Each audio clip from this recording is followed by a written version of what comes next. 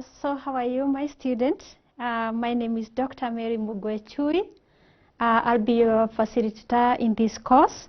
This is MEM5230 School Management. This is the course aligned for our students who are taking Masters in Education.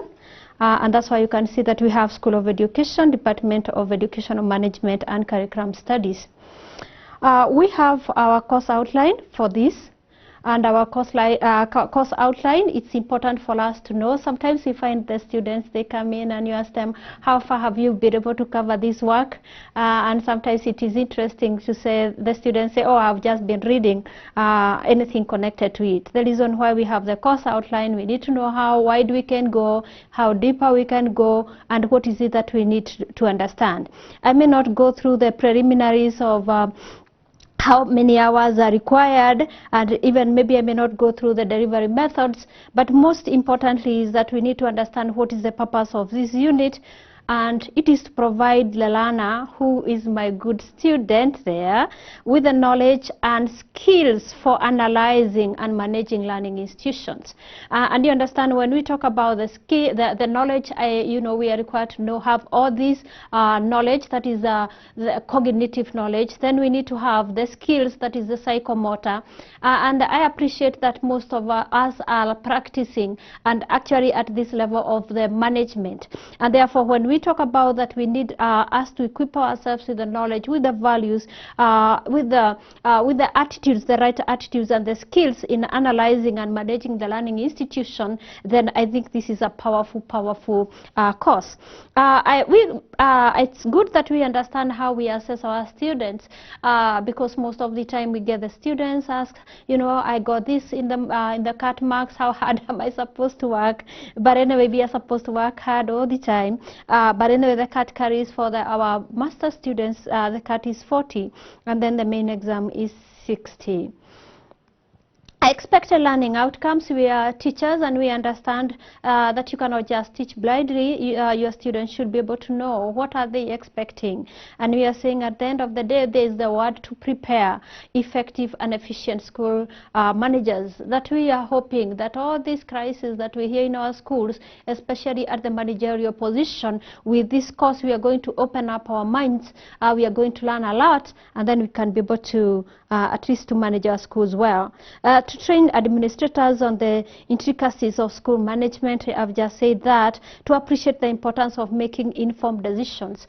And we can actually associate ourselves with this making informed decisions because we have seen, even when we are still going on with the exams that have just ended, we have seen chaotic issues where, even the examination management was an issue. And that is why we were talking about here, that we need to understand how do we make this informed decision. If you have a policy, if you have something that has come up in a school, how do you get in and do informed decisions? To understand management of conflict resolutions. Honestly, we have to agree that in our schools, my friend, we deal with people, different categories, especially our students also, who have their very individual needs that needs to be addressed. We also have the staff. They also have their own needs, and they have their own conflicts that need to be resolved. You remember like a time that where the students were simply banning schools and it was almost coming back. So if you don't have this knowledge on how to address these individual issues and also maybe what your students and the staffs are going through, then your school will always be in the news that again they have gone on strike. The course content will be looking at the context of management, schools as an industry, financial management. Although in the financial management I may not touch a lot, it could just be a kind of a highlight, because I know you have a course, a whole course, a whole unit on the same. So we'll just be highlighting. And because this course will be for everybody, the unit will be for everybody, then at that point we'll go deeper. Then discipline, supervision and evaluation. Definitely we have to talk about the discipline, because you can't manage a school that is totally disciplined. We'll also talk about a bit about the theories of motivation, and I know of course there are a few of those that you did. The good things with the masters, I am not ever afraid, because you master what you have gone through. With the undergraduates, you are learning new things, new concepts, new definitions. But when you come back for masters, then these are things that you have heard before, and maybe the only thing is that we are mastering them. We are mastering them. And most of, as I have said, most of the students that we normally have is that they have, you know, they are practicing. So it's just about to analyze what is it that goes on in our school and how can we make it better. So and that makes my work easier, that we don't have to go to the, you know, to the definitions of issues. Then job satisfaction and expectation, we'll be looking at that, relations and interactions and co-curricular activities. Okay, we quickly get to chapter 1, where we are talking about the context of management, and we, of course, there are objectives of every chapter, and we are interested to look at the concept of management, various functions of management, and theories of management. Of course, as I have said, with introductions and definitions, we don't really have to go deep in this, because I believe that you have always known, and this may be to remind ourselves that when we talk about management, we are talking about to manage is to focus, is to plan. You are planning, you are organizing, you are also commanding, you are also coordinating, and you are also controlling. This is about Henry FAYOL. We'll be looking at each one of these, especially when we talk about to focus. What do we mean? When we talk about you are organizing, we are commanding, we'll go deeper into this. Of course, do I need to define the school? What school is? Of course, we know it's a social organization, and of course it always have a chief objective. You know, it has a chief objective. For example, in Kenya we have the goals of education. I believe you can remember there are 8, and you can talk about them freely now that you're in the management level.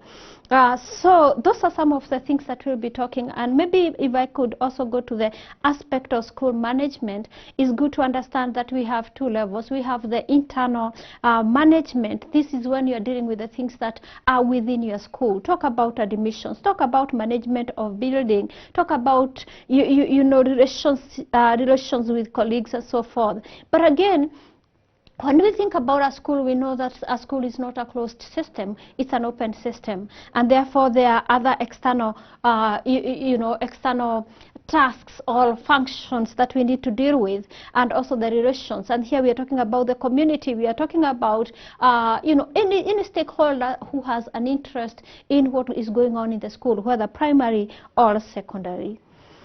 Characteristics of school management. It is important to understand it's multidisciplinary. That is, when we talk about multidisciplinary here, disciplinary, please, is not about good behavior here. We are talking about the areas of study, that we draw knowledge and concepts from different areas of study. You'll find that, for example, here we are talking about the School of Education, but again we have a whole School of Business where they talk about this management, and we borrow a lot from them. It's applied branch, that one you understand, flexibility of it, that we don't have very rigid principles and rules and regulations. They keep on changing according to how maybe the policies are, or maybe according to how, for example, now we have the pandemic. We have this pandemic, and you can see how we have changed, even the dates of opening school, the dates of examinations, many things, including even how we space in our schools. Many things have changed. Practicability of it, we don't talk about things that are up there. We don't talk about things that are you know, we talk about things that are practical, things that can be seen, things can be actualized. That's what we are talking about. It also deals with human beings. That is also important to know. It should conform with the social and political philosophy of the country. It's objective based, just like the way I've said. It's both science and an art, and when I talk about the art, it's all that we do. Then science, you can tell that we do a lot of, even when we think about the laws, we think about the policies, we do a lot of research, and therefore it's also a science. A semi-profession, meaning that it does not stand by its own. When we talk about education, we don't have where we just teach school management, but it is actually infused in other subjects. Then it's relative, meaning that how I carry it in my school it's not necessarily how you do it in your school. Let's look at the scope of school management. And when we talk about the scope, we'll be looking at the planning. What do you plan for? And as we have said, a plan is a blueprint. You don't want your students just to come to school and then they find that you have not made any plan. You have to know where will they be sleeping, how many students do you need, what will they be eating, you know, where will they be sleeping, if it's teachers, if it's about the teaching curriculum and instruction. who will be teaching what, you know, those are the things that you need to think about. At what particular time will this be done? You think about the timetables. If it's about community, when will we be calling them for meetings? To what extent can they be going? And this is what we are talking about. Then, of course, budgeting, that you have to think about the budget. You have your vote heads, and we are asking ourselves, you need to come up with a budget. Where are you, you know, in those vote heads, what estimations are you going to give them? How much are you going to use? And then where are you going to get this money from? Who is going to be involved? How are you going to report about all this? How are you going to evaluate as well? Organizing, very important for us, that although we have all this in schools, there's so much to be done in our schools, but then again we have to think about, okay, how do we divide them into parts so that they can be well organized, you know, so that they can be well carried on. For example, think about what we have. We have all these subjects and we have to be organized, and that's why you find in our schools that, again, although we have all the subjects in our syllabuses, then we have to divide, you know, we have to create the departments. If it's about the running of the schools, we have the management level, we have, you know, all those small bits that we get ourselves into so that we can be able to manage well. Directing, you have to give the direction on where we are going. You know, the same thing as controlling, also we have to be careful. Then coordinating, you know, we have to make sure that everybody, all these parts that are working, you know, in their own, whether it is humanities, whether we are talking about humanities, whether we are talking about maybe even the learners, wherever they are, whether we are talking about the management, we are saying again we have to come up together, we have to come back together, we have to come up together, so that at the end of the day all those different subs are working for a common goal. We don't want a situation, for example, where they, you know, I come so early, I need to do my presentation, then I find that the students have been taken out for games. Then it means that something is not working together. Decision making, involving people in decision making. Of course, we know there are different ways in how you can involve people. There are other times you don't even have to involve them. This depending on what you are going to do, or what you know, the issue at stake. But most importantly, what we always say is that let people know what you are doing.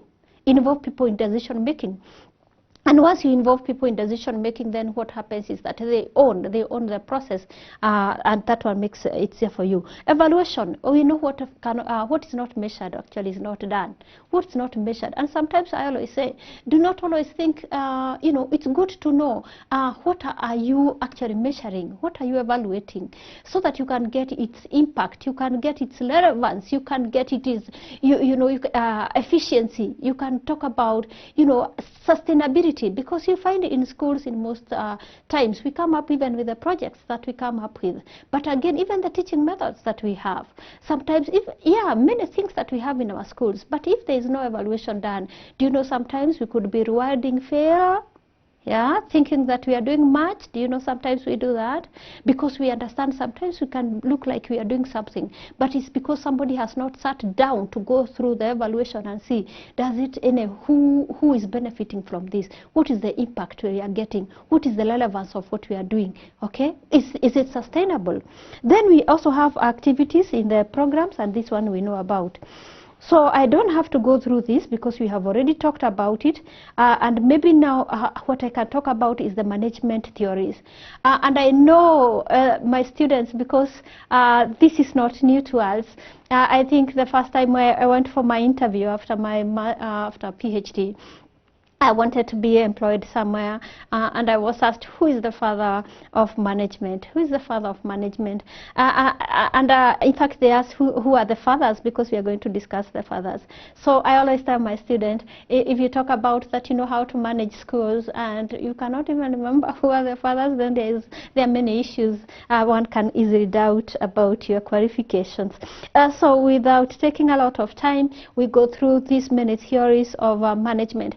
Sometimes the students always ask is that how come that we are talking about different management theories, and the issue here is that, you know, we deal with people, we don't deal with machines, and therefore there is no single one theory that actually can address the diversities that we normally have in schools, you know, when you're dealing with people. And that's why we say, when you depend on only one theory, then what is happening is that you're becoming a slave to the same. We have the first person, the first theory, scientific management theory, and this one actually looked people as machines, okay, looked people as machines, and they believe that if you just make people to work, they can work just like the machines, like the machines that we are having here, without a break, without anything. It's just about the tasks, and they work and work. And therefore, we have some of these fathers who came up with these theories. We have Taylor. And Taylor proposed a few things. Large daily tasks, that these people should be given large daily tasks. And we find it in schools? Yes. That at the end of the day, you find that you have been given the work that you're supposed to do from morning to evening. Whether you are sick, whether you are what, whatever it is, you are, this is your work, this is what you're supposed to do. Then standard condition, we are saying that let there be what, you know, you be provided by what you want to use. For example, if it's a sweeper, not let the sweeper just go looking for a broom for the whole day, you know, because as they look for this broom the whole day, then they will waste a lot of time. Also, if it's a teacher, honestly, provide the teacher with all what they need, then they'll do what needs to be done. High pay for success. Once you have done your work well, be paid for it. Be paid for it. Yeah, and this is what we also see in our schools, that the promotion is about how well you have been able to do your work. Then loss in case of failure. Definitely, if you don't meet your targets, and these days I know there are appraisals, if you're not able to meet, you know, if you cannot hit the target, then what happens? Sometimes you even find that your salary is taken away when you miss school for some time without explanation. Expertise in large organization, of course, we find that we get ourselves into our areas, and there's expertise. Like now you can see what I'm teaching. This is my area of where I have specialized in. There is somebody else who is specialized in something else, and this is what we are talking about. Then the next person is Henry FAYOL. FAYOL came also with, you know, on how he looked at management, and he talked about division of work. And of course, we have division of work. Like here, I am dealing with the School of Journalism. They have been given that work. I am from the School of Education. There are others from the School of Medicine, and the work is divided. And also, even within the schools, we also have the work divided. Who is going to teach what? Who is going to do what work? Okay, so and with this one, actually what happens is that you are able to specialize more in the work that you have been given, and therefore the delivery is good. Authority, there's authority, the person who gives the order. There's discipline there, how you are supposed to respect each other. Then unity of command, that the command should come from one person, not from everybody. Sometimes there's that confusion, you don't even know, and that's the right time you hear people asking, Sasa, whom will I obey if everybody is just throwing orders everywhere? So there should be unity of command, unity of direction. We should know where are we going, all of us, where are we going? Okay, so that we don't have people pulling on different sides. All of us should pull on the same side, so we should have the same objective. Submission of individual interest. Do not remember, I have said with this scientific, they were more concentrated on looking at people as, you know, it was about productivity, you know, that you get from a person. And therefore, you know, that's why Taylor is talking about the subordination of individual interest for the general interest. You should not always bring yourself before what, you know, before the interest of the company or before the interest of a school.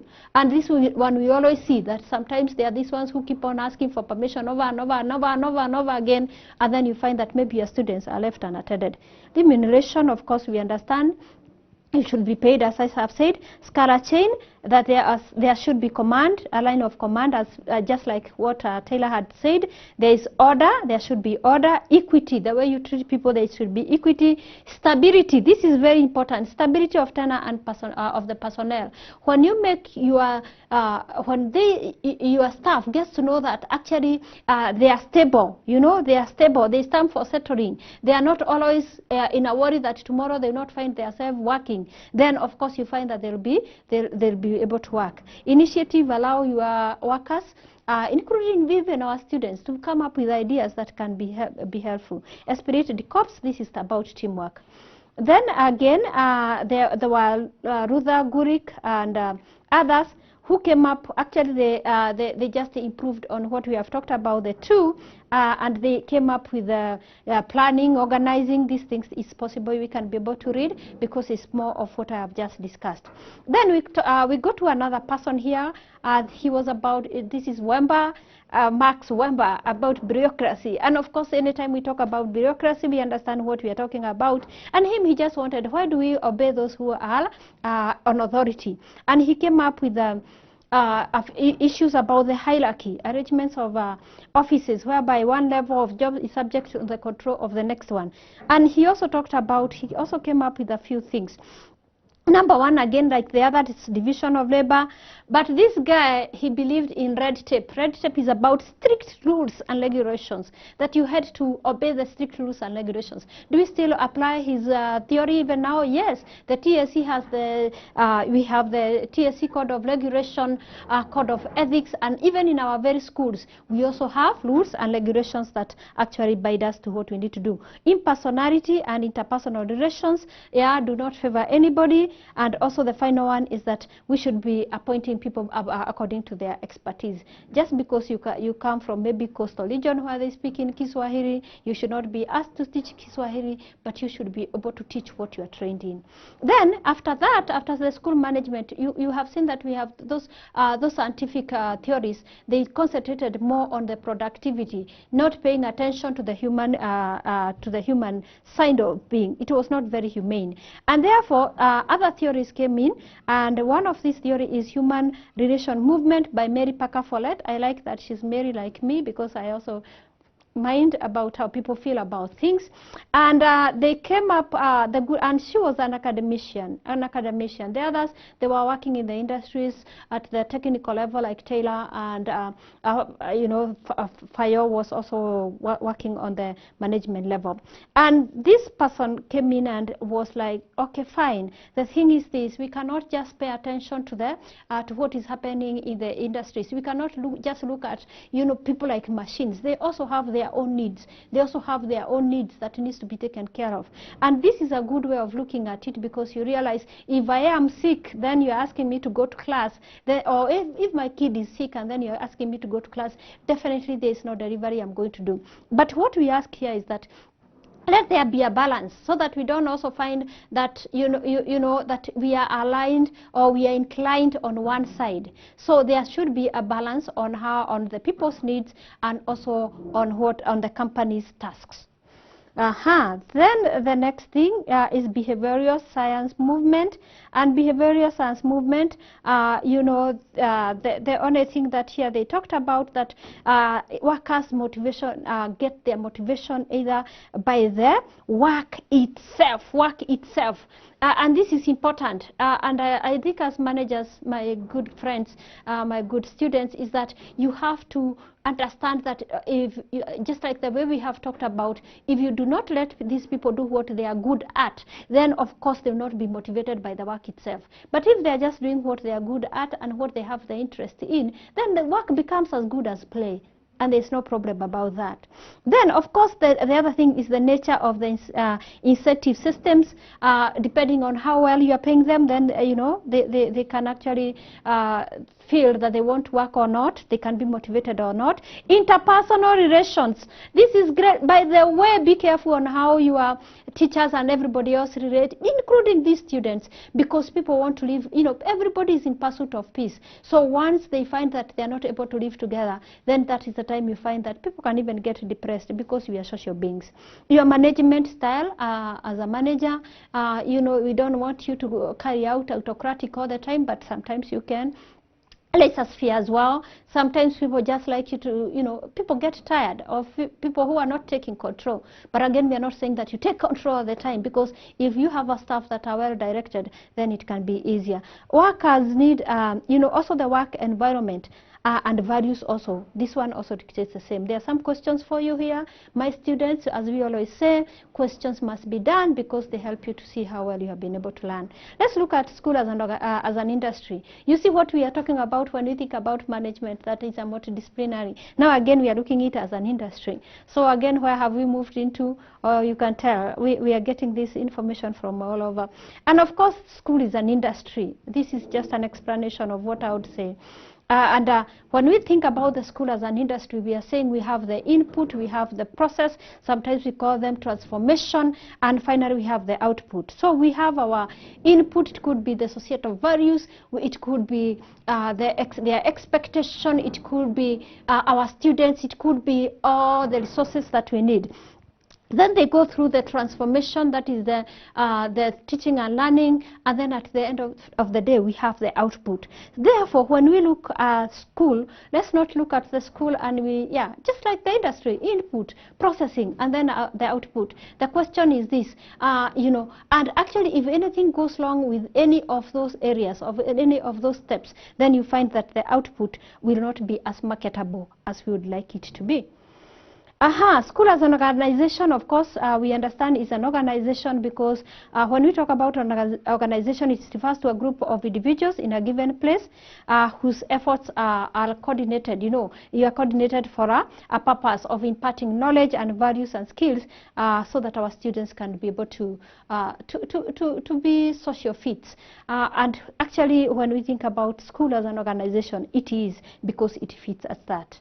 It has its goals, of course. When we look at organization has goals. In schools we have goals, we have technology, we have all these things that we have the division of labor as we talked about earlier. We have the authority, we have the environment, because the school does not operate in a vacuum. It operates on an environment that we said it's divided both internally and external.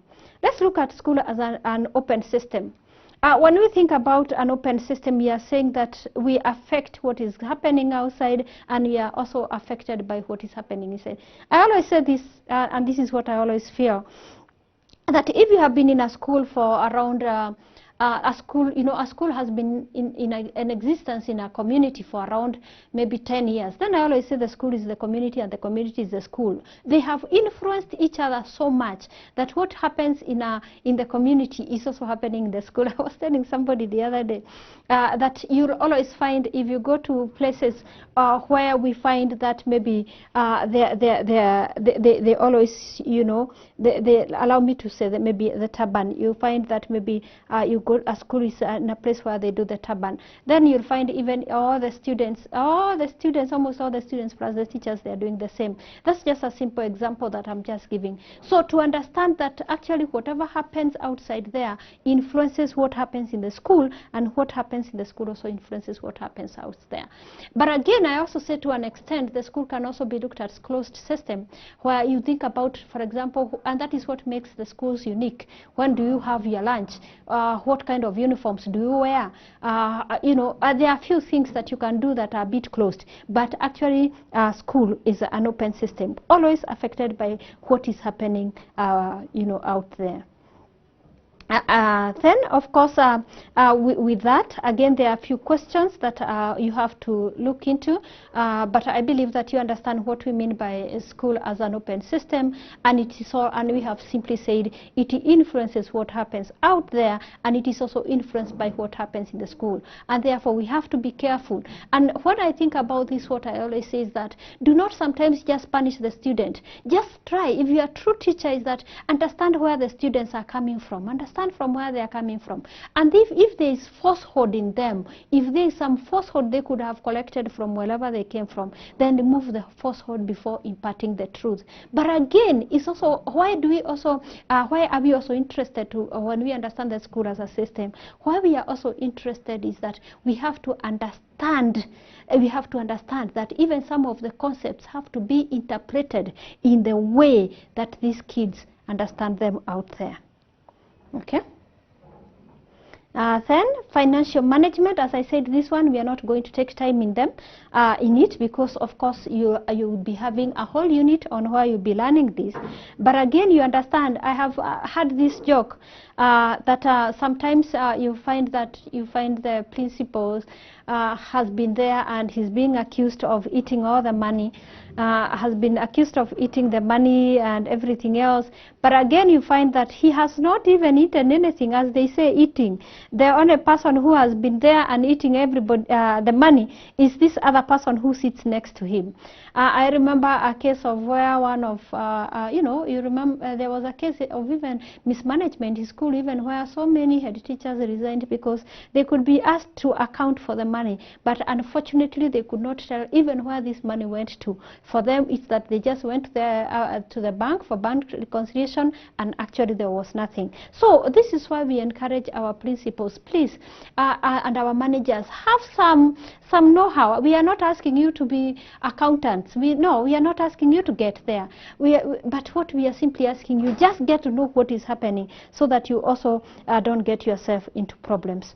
And therefore, some of the things that, of course, you need is that you have to understand that you have to do the budgeting. I am not going to the details of the budgeting, but anyway, we understand when we define a budget is as annual projected estimates of the income and expenditure in respect to a given organization. You need to come up with a budget. Get to know how do you do this budget. How do we include all the vote heads? How do we do the estimations? Okay, how do we do the estimation? And actually, when you're also coming up with a budget, get to know also those processes of coming up with a budget. Include everybody, include those who the stakeholders in what you are doing, so that they can get to know. And this is why we are saying, I know you have the vote heads, like those ones of tuition, and of course for the tuition we expect you that we should have our HODs there, of course the deputies there, concentrating on these areas a lot. Then of course operational account, we have, in short we are saying include everybody when you're coming up with a budget. We have the types of budget, project budgets, and of course this is about the projects you're carrying out, and the period budgets of the things that are still going on, and they could be monthly, quarterly, and that is important for you to know. Of course, I don't want to go through why we should have a school budget, but of course we understand, if you look at it on one way without myself reading all this, because I know you'll be able to read, when you have a plan on where you are going to get your money and how you are going to spend it, then of course you don't run yourself into problems. But again, when you don't have, we always say when you don't plan, then you are planning to fail. So it is so important for you to always remember that, kindly come up with a budget and think through where are you going to get this money. Otherwise, sometimes we go to schools and you hear the ambitions of the head teacher, and then you look at it and you are just wondering, where are we going? Where are we going to get this money? You are talking about buying a bus. It's good to dream. It's important that we dream. But then also we are asking ourselves, as we dream, then is it not good to align what we want to do with maybe where we expect to get the money? We are not going to go through the components of the budget. But again, it is important budget to make sure that there is budget management and control, so that, as I have said, you don't want to get yourself into a lot of problems. Another document that you need is commitment register and other budgetary controls. And we are talking about, when we talk about the commitment registers, we are saying that this is a document that enables the head teacher of a school to ascertain the amount available for a particular vote head. That is what it is. So for example, for all those vote heads that we have just talked about, it is important, and we are saying it contains total amount approved in the budget, payments made and the balances at a given period of time. We also have others that maybe this one you may want to look into later. As I have said, don't worry so much about this financial management, but because actually this is something that you'll be able to go through. But again, something that I thought I should talk about more on this is about it's about the cash and bank reconciliation. Cash and bank reconciliation, and I know I have just skipped a few, which I expect that maybe you'll be able to look into and maybe just read and understand, because they are just straightforward things. It is important, my head teachers, and my managers, please take time and do the reconciliation, cash and the bank reconciliation. Do not always trust somebody to do these things for you. Get time. Get time. You have even heard that some of the managers have committed suicide because they cannot understand what is going on. So it is my plea that kindly get to know what is happening in that office. And the advice that I normally give, and I am happy because most of the students that I'm teaching who have been there before you, they have agreed that it is possible to have an internal kind of a monitoring team. There are those teachers that you can you can trust, and they have the know-how. Don't shy to ask them for help so that you can be able to understand what is happening in that next office. I know they are not these people, they normally sit in the next office. It is important that next office to you, it's important that you get to know what is happening. Discipline, supervision, and evaluation. This is an area that we have gone through, and we know it is an area that touches on us a lot, and especially when it comes to discipline, whether it is the discipline of the teachers, whether it is the discipline of the students, whether it is the discipline of maybe non-teaching staff. And it is so important for us to understand that where there is no discipline, nothing much is going on. And therefore, we need to understand that we need to take care of ourselves, and we need to make sure that there is discipline. And therefore, even as we go on, we are almost going for a break. When we think about discipline, you know that there is the way, there are the standards of how we want people to behave. There are standards of how we want to behave. But it has always been known that people don't like always following orders. And therefore, when they don't like following orders, then it's upon you to see how do you ensure that actually they conform. Because once they don't conform, then what it means is that you're not going to achieve your objectives. Imagine this teacher who is supposed to come to class, but always comes to class late. Imagine this teacher who is supposed to be marking students' book, but it's never done. Imagine this teacher who is not even completing the syllabus because he has so many other things that he's doing. With no discipline, I can assure you, you can't go far. And therefore, we have different types of discipline. We have what it calls preventive discipline. And when we talk about preventive discipline, this is the discipline I like most, honestly. And this is what I keep on talking about. Why do you punish somebody and maybe you never even tell them what it's expected of them? Because I always say, before you get so mad with me or any other person, they need to understand how are things being run here, so that they don't end up into problems of maybe which are not of their own making. And therefore, when we talk about the principle in preventive discipline, is to instill self-discipline among the organizational participants. And it is possible. It is possible to create this when people know that they are valued, when people are involved in decision making, when people are involved in what is going on, when people are made to understand where they are going and they feel part, they own, then easily preventive discipline comes into place. But then there's also the corrective discipline. There are those ones, however much you try, to instill the self-discipline, they'll never be disciplined. And therefore, this is where you come in, and of course, you come up with this corrective discipline that is aimed to discourage further infringement of the rule. And therefore, of course, we have rules and regulations, because we have the rules of regulations, and they give the actions on which should be taken, especially when people break rules. So this is what you need to do. For the teachers, of course, it's easier. We have the TSC, which has come up with very good rules, and that's what you need to know. If a teacher just decides not to come to school for 14 days, of course, you know what happens. Of course, there are so many canon knowledge and so forth. For the students, you have agreed and you have come up with the school rules together. But what I always say kindly, once these kids come to school, when these students report to school, please go through with them through the rules. Go through the rules, so that once they break the rules, then they know this is what is likely to happen to them. But as I have always said, and I have said even today for this, that I prefer when you practice the preventive rules, you don't get yourself into a lot of problems. Progressive discipline. Of course, we are saying that discipline, you don't have to you know, it has steps. For example, you know, we have what we call, you know, there are the steps when you have to address the issue of discipline. And we are saying that you should have the oral warning, tell this person the way you are doing things is not good, written warning, write to them, then there is suspension. And finally, if there is issues, let the person be dismissed so that you can also have time to go through. We have views of disciplines, and I am going to talk about one quickly as we end. And this is one by Douglas McGregor, Theory X and Theory Y. And with Theory X, I am always happy when I see it's about X. I think they were supposed just to close it.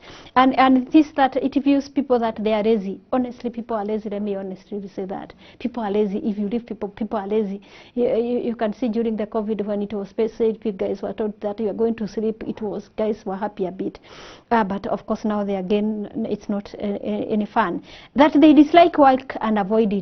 They will do anything to avoid work. They can even feign, that they are very sick so that they don't do anything. Then we are also saying since they dislike work, they must be coerced. You know, you have to coerce them a bit. You have to force them a bit. That they will avoid responsibilities and they won't be led. You see, and you find that employers are also self-centered. Have you ever even gone for a meeting and you hear somebody asked who is going to lead the team, and everybody said, no, not me, not me, not me. That's the one of the Theory X. But again, this guy says, no, let's not also look people at as, you know, negatively. He came with Y, Theory Y, I think for S also. And in this one, he talked about that people are not inherently lazy. And it is true. You stay at home for some time, you feel good about it, then you start missing to go to work. And you have seen this even when the teachers go on strike. The government knows after some time these guys will get so bored at home, and then, you know, somehow.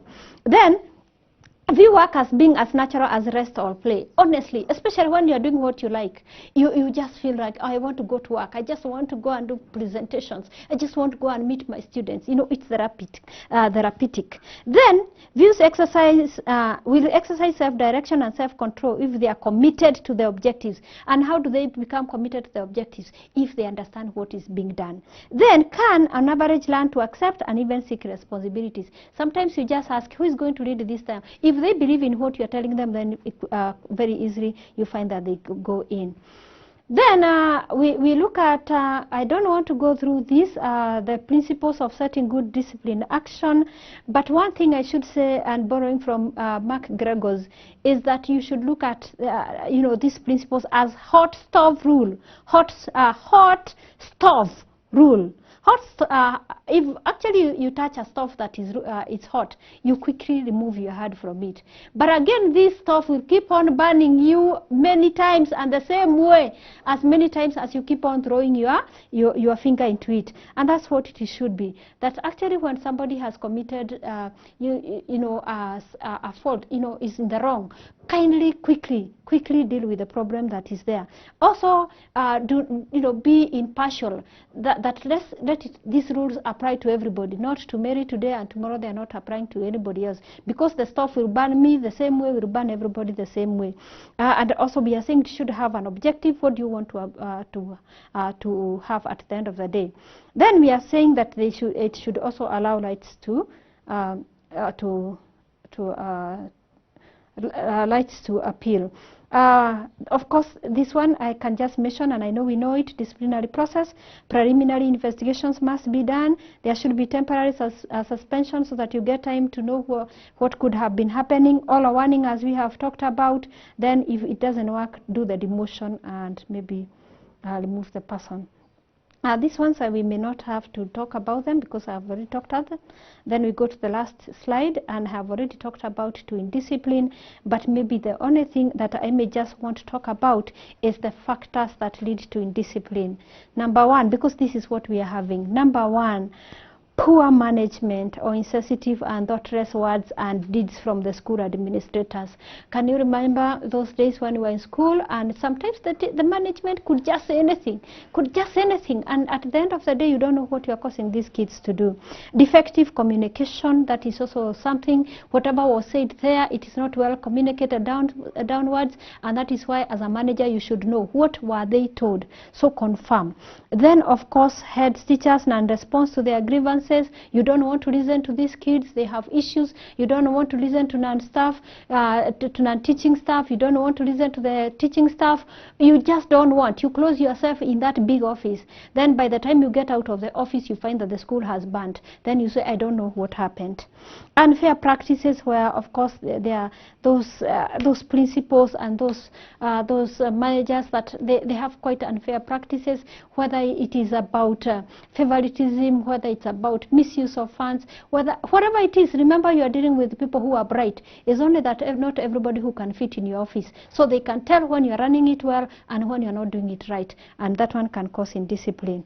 Then we have already talked about the defective communication between school managers, staff and the students, and therefore these are some of the ways. Remember, we are just highlighting, and then you are going to get a lot of materials, of course, in your e-learning portal.